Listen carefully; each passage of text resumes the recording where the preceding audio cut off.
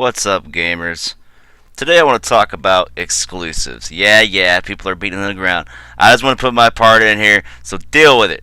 It's no secret that each company has been getting a little more serious about what games will and will not be on the competitor system. The newest one we are aware of is Street Fighter V will be on PlayStation exclusively.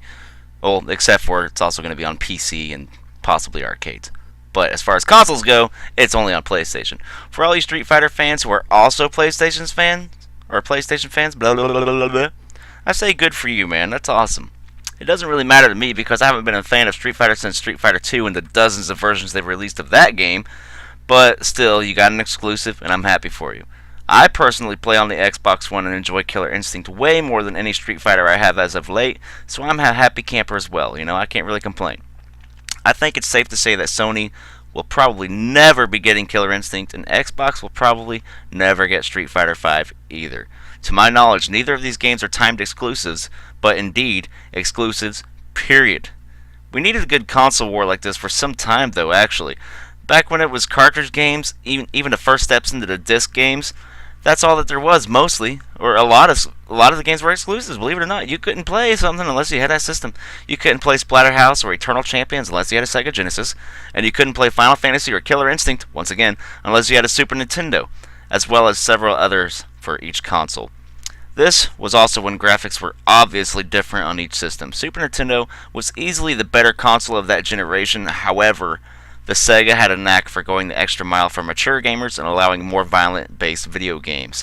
So you really just kind of had to take your pick. Did you want the better graphics and sound, or did you want the blood and gore, Until Mortal Kombat 2 came out, the SNES, they really didn't have any blood and gore. They kind of learned their lesson with Mortal Kombat 1 because it didn't sell as well as the Sega Genesis version did, which had the blood code so you can get the fatalities.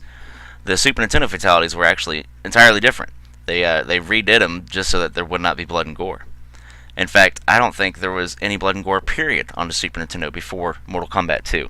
The only game I'm a little butthurt about being an exclusive at the moment is Silent Hill on the PlayStation 4. However, they did not advertise only on PlayStation 4 or whatever exclusively, blah blah blah. So I'm assuming that's probably a timed exclusive deal, kind of like the Tomb Raider will be on the Xbox One. The next Tomb Raider, we all know that Sony fans pitched a huge fucking fit, and they got them to admit that it is a timed exclusive, but apparently there aren't as many Silent Hill fans as there are, the Tomb Raider fans, because I imagine if we pitched a big old fit, we probably would have got them to admit the same thing. So, whatever. Do you think it's a good thing that we're going back to exclusive titles again, or did you prefer it like last gen where most titles were multi-plats?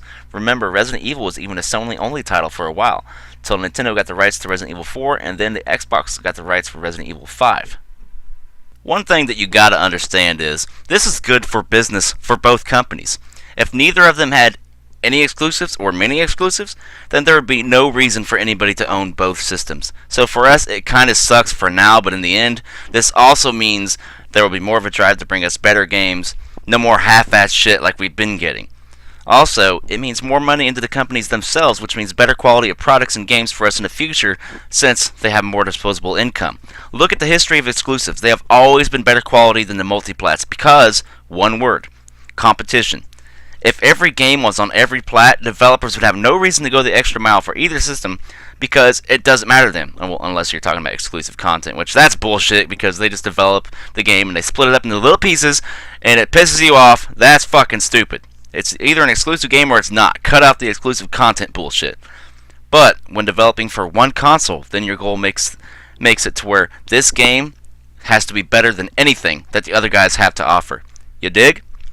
Also, guys, don't forget to comment, rate, and if you haven't already, subscribe, because I'm pretty fucking cool. Just saying. Much love, and I'll talk to y'all later.